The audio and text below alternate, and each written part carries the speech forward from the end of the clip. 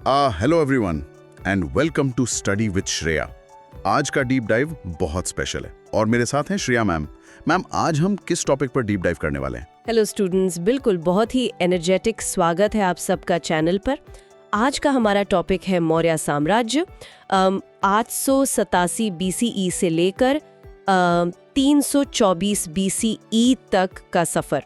नंदवंश के अत्याचारी शासन को उखाड़कर मगध से इस महाशक्ति का उदय हुआ था और ये नॉर्थ में हिंदू कुश से लेकर ईस्ट में बंगाल तक फैला था, यानी भारत का पहला पॉलिटिकली यूनिफाइड स्टेट। अरे वाह, मतलब इतने प्राचीन समय में बिना किसी मॉडर्न टेक्नोलॉजी के इतना बड़ा साम्राज्य कैसे बना लिया इन लोगों ने?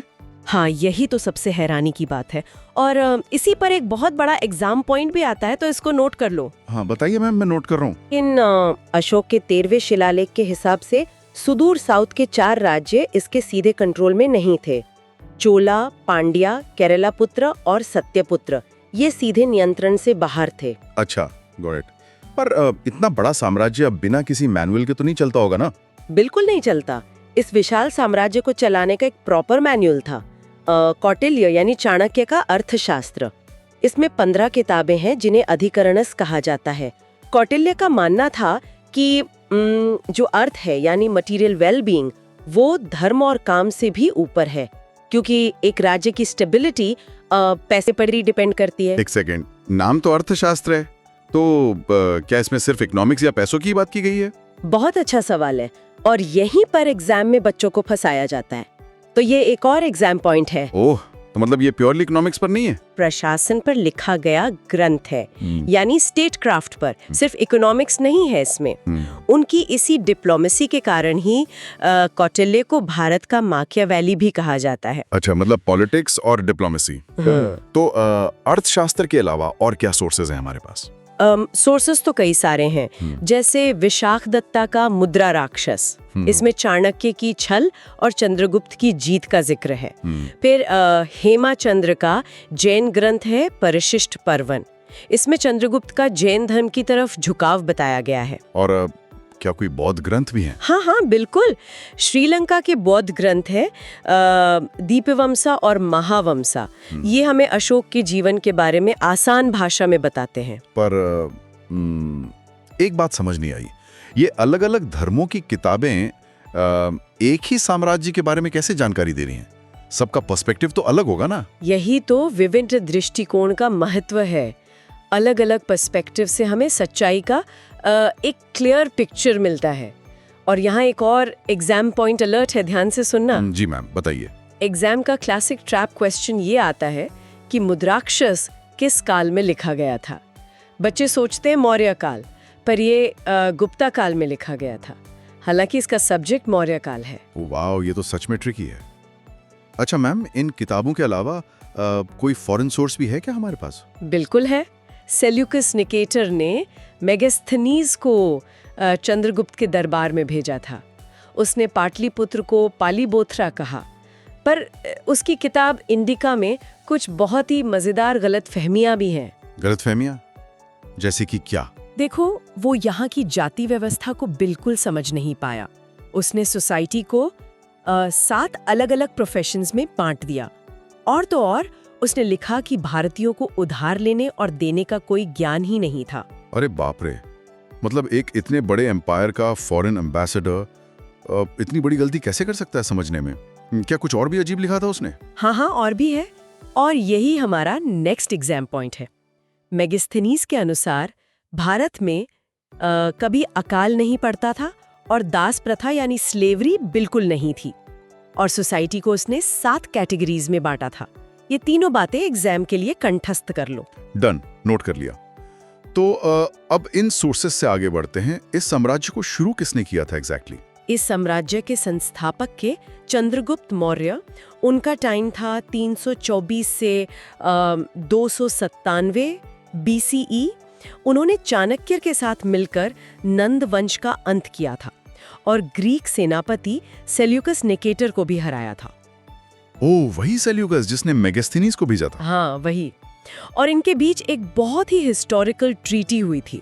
चंद्रगुप्त ने उसे 500 हाथी दिए और बदले में अफगानिस्तान, बलूचिस्तान और सिंध ले लिया। और जस्टिन नामक इतिहासकार कहता है कि उनके पास 6 लाख की अजेय सेना थी। Wait, seriously? सिर्फ 500 हाथियों के बदले इतना बड़ा टेरिटरी मिल गया? ये तो बहुत ही शानदार डील और डिप्लोमेसी है ना? और यही एग्जाम पॉइंट भी है। सेल्यूकस के साथ ये संधि मौर्य डिप्लोमेसी की पहली बड़ी इंटरनेशनल जीत थी। इसने भारत की साइंटिफिक बाउंड्रीज तय कर दी थी। कमाल की बात है। पर उनका एंड कैसे हुआ? क्या किसी वॉर में मारे गए थे वो? नहीं, उनका एंड बहुत ही सरप्राइजिंग था। अपने पावर के पीक पर उन्होंने सब कुछ छोड़ दिया और एक सन्यासी बन गए। सन्यासी? एक इतना बड़ा राजा? हाँ, वो संत भद्रबाहु के साथ कर्नाटका के श्रावणाबेलागोला के जंगलों में चले गए थे और वहां उन्होंने सल्लेखना विधि से अपने प्राण त्याग दिए। सल्लेखना? ये प्राण त्यागने की कौन सी विधि होती है मैम? ये एक जैन विधि है जिसमें इंसान उपवास के द्वारा अपनी मर्जी से शरीर त्यागता है। एग्जाम पॉइंट नोट करो कि चंद्रगुप्त मौर्य ने जैन धर्म अपनाया और श्रावणाबेलागोला में सल्लेखना विधि से जान दी। नोट कर लिया। तो उनके बाद राजा कौन बना? उनके बेटे बिंदुसारा। उन्होंने इतने बड़े साम्राज्य को टूटने से बचाया। ग्रीक राइटर्स उसके खौफ के कारण उसे अमित्रचेटीज कहते थे, यानी शत्रुओं का विनाशक। ओ, अमित्रचेटीज, नाइस नेम। हाँ, और उसके फॉरेन रिलेशंस भी अच्छे थे। सीरियन राजा ने डिमाचस को अपना एम्बेसडर बनाकर भेजा था और तिब्बतन विद्वान तारानाथ का तो कहना है कि उसने 2 समुद्रों के बीच की भूमि को भी जीता था। एक सवाल था, अगर उनके पिता ने जैन धर्म अपनाया था तो क्या बिंदुसारा भी उसी रास्ते पे चले थे? बहुत अच्छा क्वेश्चन है। इस पर बच्चे अक्सर कंफ्यूज होते हैं। एग्जाम पॉइंट ये है कि नहीं, बिंदुसारा का झुकाव आजीविका संप्रदाय की ओर था और ग्रीक्स उसे अमित्रघाता कहते थे। ये दोनों बातें याद रखना। ठीक है, आजीविका सेक्ट, गॉट इट। उसके बाद तो फिर अशोक का नंबर आया होगा, राइट? बिल्कुल, 267 से 232 बीसीई तक। लेकिन सक्सेशन इतना आसान नहीं था। बिंदुसारा अपने बेटे सुशीम को राजा बनाना चाहता था, पर मंत्री राधा गुप्ता की मदद से 4 साल के स्ट्रगल के बाद अशोक को गादी मिली। 4 साल का स्ट्रगल? मतलब बहुत लड़ाई हुई होगी। हाँ, बौद्ध ग्रंथों में तो यहाँ तक लिखा है कि अशोक ने अपने 99 भाइयों की हत्या कर दी थी। हालांकि बनने से पहले वो टैक्सिला और उज्जैन का वाइसरॉय जरूर था। वेट, 99 भाइयों की हत्या? क्या ये सच में पॉसिबल भी है? नहीं, प्राचीन ग्रंथों में बातों को अक्सर बड़ा चढ़ाकर ही बताया जाता था ताकि बाद में उनका ट्रांसफॉर्मेशन बड़ा लगे। एग्जाम पॉइंट पे आते हैं। मस्की शिलालेख में अशोक का नाम बुद्ध शक्या मिलता है और सारनाथ में धर्माशोका। इसे नोट कर लो। कर लिया नोट। ये कलिंगा वॉर वाली बात कब हुई थी फिर? ये उनके राज्याभिषेक के 8वें साल में हुई थी, 261 बीसी में। कलिंगा वॉर उनकी लाइफ का सबसे बड़ा टर्निंग पॉइंट था। सोचो, 1 लाख लोग मारे गए और लगभग 1.5 लाख लोगों को बंदी बना लिया गया। बाप रे, ये तो बहुत ही भयावह है। इसका असर तो पड़ा होगा उन पर। बहुत गहरा असर पड़ा। इस वॉर ने अशोक को झकझोर कर रख दिया। उन्होंने भैरी घोषा यानी युद्ध के बिगुल की जगह धम्मा घोषा यानी शांति का संदेश अपना लिया। तो एक बार बताइए, इतने पछतावे के बाद क्या अशोक ने कलिंगा को आजाद कर दिया था? यही तो डिप्लोमेसी है। देखो, कलिंगा को स्वतंत्र नहीं किया गया था, बल्कि उसे साम्राज्य का एक नया प्रांत बना लिया गया था। एग्जाम पॉइंट ये है कि अशोक के 13वें मेजर रॉक एडिक्ट में इस वॉर और उनके हृदय परिवर्तन का पूरा वर्णन मिलता है। अच्छा, मतलब प्रैक्टिकल कंट्रोल नहीं छोड़ा उन्होंने। ये धम्मा क्या नया धर्म था जो उन्होंने शुरू किया? नहीं, धम्मा कोई नया धर्म नहीं था। वो सोसाइटी को जोड़ने वाली एक मॉरल कोड ऑफ कंडक्ट थी, एक नैतिक आचार संहिता। 14वें साल में उन्होंने इसके लिए धम्मा महामात्रा की नियुक्ति की थी। ओह, और उनकी फैमिली का क्या रोल था इसमें? उन्होंने अपने बेटे महेंद्र और बेटी संघमित्रा को धम्मा प्रचार के लिए श्रीलंका भेजा था और शिलालेखों में केवल उनकी रानी करुवाकी और राजकुमार तिवारा का ही नाम मिलता है। मैम, एक डाउट है, क्या अशोक ने सिर्फ उपदेश दिए या आम लोगों के लिए कोई प्रैक्टिकल कदम भी उठाए थे? शानदार सवाल पूछा तुमने। उन्होंने बहुत ठोस कदम उठाए थे। एग्जाम पॉइंट ये है कि अशोक ने लुम्बिनी की यात्रा की थी और वहां का लैंड टैक्स घटाकर 1/8 कर दिया था, जिसे अष्टाभाग्या कहते हैं। अच्छा, मतलब टैक्सेस भी कम किए थे। मैम, ये इतना बड़ा स्टेट चलाने के लिए उनका एडमिनिस्ट्रेटिव स्ट्रक्चर कैसा था? इसके लिए हमें कौटिल्य के सप्तांग सिद्धांत को समझना होगा। इसमें राज्य को एक जिंदा इंसान के शरीर से कंपेयर किया गया है। जैसे राजा सिर है, अमात्य यानी अधिकारी आंखें हैं और जनापदा यानी क्षेत्र पैर हैं। अच्छा, और बाकी के अंग क्या थे? टोटल 7 अंग थे। स्वामी, अमात्य, जनपद, दुर्ग, कोशा, दंडा यानी सेना और आखिरी था मित्र। एक सेकंड, थोड़ा कंफ्यूजन है। मित्र तो एक भारी इंसान होता है ना, वो राज्य का हिस्सा कैसे हो सकता है? इससे रियल लाइफ से समझो, बुरे वक्त में कौन काम आता है? दोस्त है ना। जब राज्य पर संकट आता है तो एक मजबूत मित्र ही उसकी रक्षा करता है। और यही एग्जाम पॉइंट है। सप्तांग सिद्धांत में एली या मित्र को राज्य का 7वां अंग माना गया है। Make sense. बुरे वक्त में दोस्ती तो बचाते हैं। अच्छा, और सेंटर में एडमिनिस्ट्रेशन कैसे चलता था? वहाँ मंत्री परिषद और 18 सर्वोच्च अधिकारी होते थे, जिन्हें तीर्था कहते थे। इनमें से बिग 4 थे मंत्री, पुरोहित, सेनापति और युवराज। और डिपार्टमेंट्स के लिए 27 अलग-अलग अध्यक्ष भी थे। इनको सैलरी वगैरह क्या मिलती थी? महामंत्रियों को हर साल 48,000 पना सैलरी मिलती थी। पना? मैम, ये पना क्या होता है? तुरंत एग्जाम पॉइंट नोट करो इस पर। पना मौर्य काल की स्टैंडर्ड करेंसी थी, जो मेनली चांदी यानी सिल्वर से बनी होती थी। ओके, सिल्वर कॉइन्स थे। और कैपिटल सिटी पाटलिपुत्र का क्या हाल था? वो कैसे मैनेज होती थी? उसका वर्णन तो मेगास्थनीज ने बहुत ही भव्य तरीके से किया है। उसके अनुसार पाटलिपुत्र में 570 बुर्ज थे और 64 गेट्स थे। वहाँ की नगर परिषद में 30 मेंबर्स होते थे, जो 6 कमिटीज में डिवाइडेड थे, हर एक में 5 लोग। वाओ, प्रॉपर म्युनिसिपल कॉर्पोरेशन चल रही थी वहाँ तो। और सबसे हैरान करने वाली बात बताऊं, वहाँ पर जन्म और मृत्यु का बाकायदा रजिस्ट्रेशन होता था, ताकि कोई भी टैक्स चोरी ना कर सके। हाय, हजारों साल पहले भी डेथ और बर्थ सर्टिफिकेट का सिस्टम था। ये तो सच में माइंड ब्लोइंग है ना। चलो अब एग्जाम पॉइंट लिखो। नगर एडमिनिस्ट्रेशन के चीफ ऑफिसर को नगराकर कहा जाता था। और एक और फैक्ट, कैपिटल के महल मोस्टली लकड़ी यानी वुड के बने थे। लिख लिया। अब ऐसी बढ़िया सिटी की सिक्योरिटी के लिए सेना तो बहुत पावरफुल रही होगी। बिल्कुल। सेना के 6 अंग थे: navy, infantry, cavalry, chariots, elephants और ट्रांसपोर्ट। इन्हें 6 अलग बोर्ड कंट्रोल करते थे।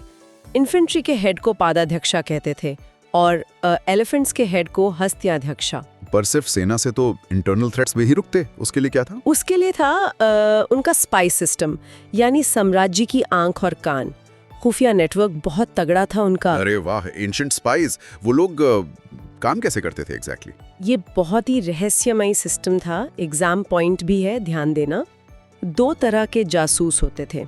एक थे संस्था, जो एक ही जगह रुककर इंफॉर्मेशन निकालते थे, और दूसरे थे संचरा, जो भेष बदलकर पूरे राज्यों में घूमते थे। ओह, स्टेशनरी और वॉन्डरिंग स्पाइस। ठीक है, अगर कोई पकड़ा जाता तो उसको सजा कैसे मिलती थी? न्याय प्रणाली बहुत स्ट्रिक्ट थी उनकी।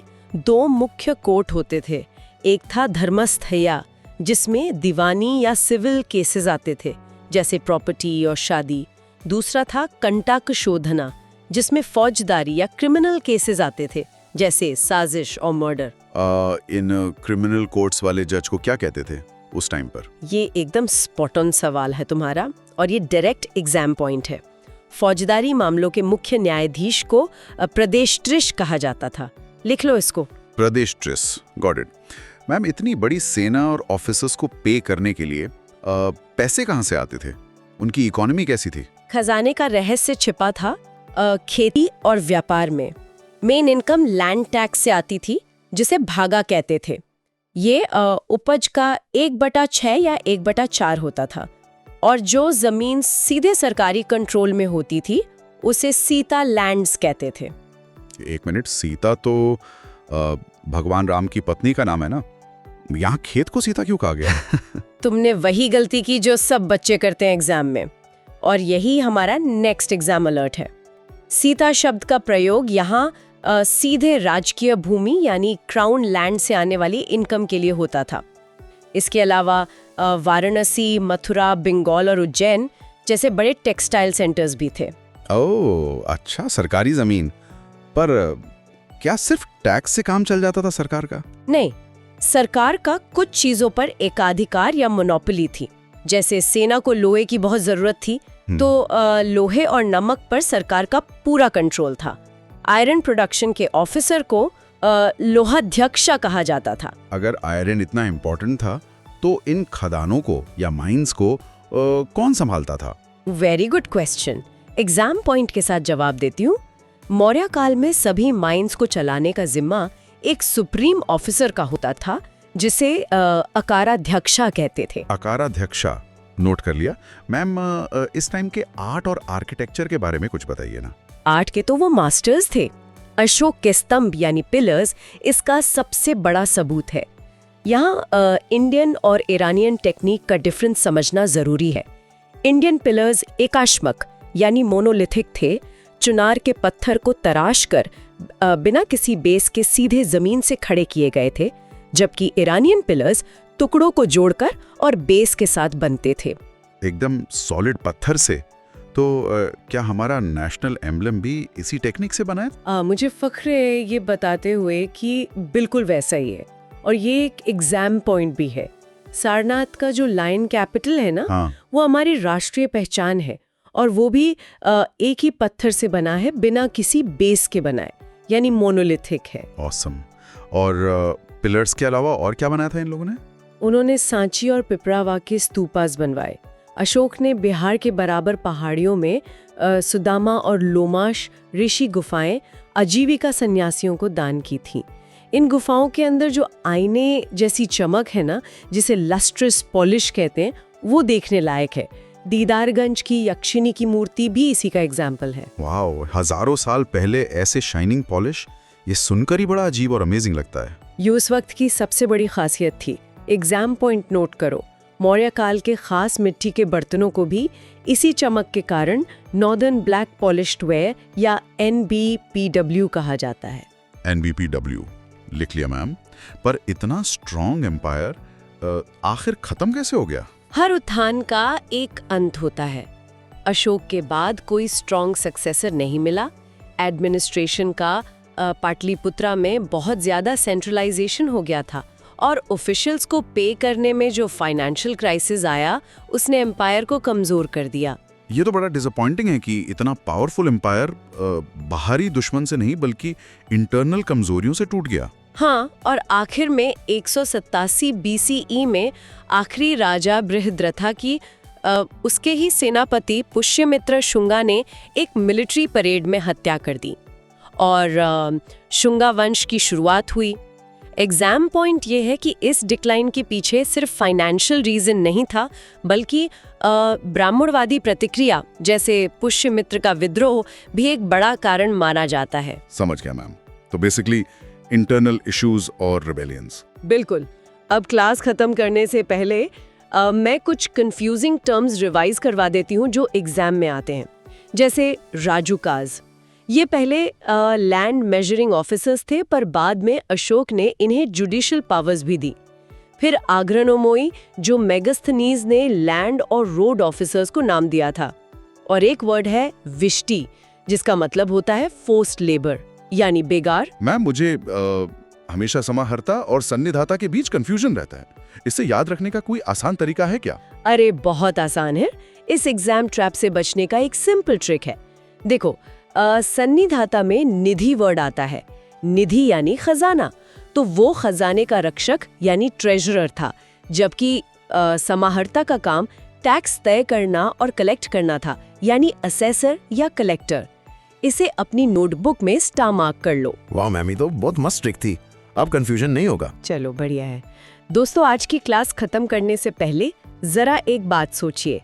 अगर अशोक के टाइम पर कलिंगा का युद्ध नहीं होता और उनका हृदय परिवर्तन ना होता, तो क्या मौर्य साम्राज्य अपनी मिलिट्री आक्रामकता के दम पर और सालियों तक टिक पाता, या फिर उस शांति और धम्मा की नीति ने ही इस साम्राज्य को इतिहास में हमेशा के लिए अमर कर दिया?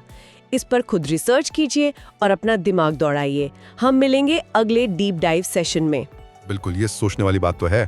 Thank you so much ma'am इस अमेजिंग डीप डाइव के लिए। हम आपसे अगले सेशन में मिलेंगे।